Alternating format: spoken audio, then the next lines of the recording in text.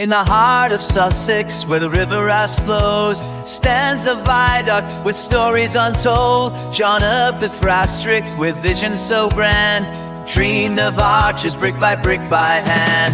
Ouse Valley Viaduct, for the years you've stood, with your arches high of brick and stone so good.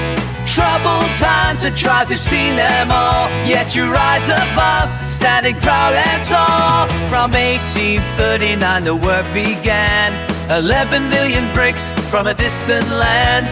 Through hills and valleys, the railway line, Frastrick stream, a model of its time.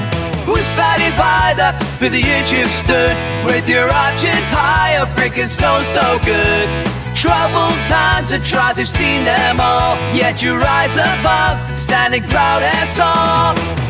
London to Brighton, the railway's path, through the Ouse Valley, it makes its dash. With poor materials in the early days, called for restoration in many ways.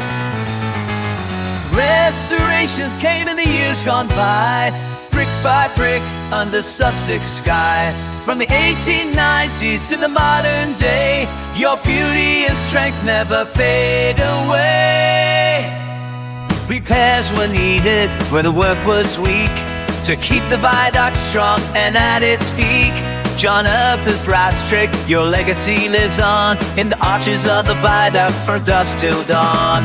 Ouse Valley Viaduct, for the years you've stood, with your arches high of brick and stone so good.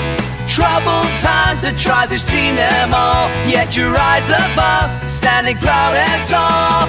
Ouse Valley Viaduct, a story to be told of a designer's dream and a history bold.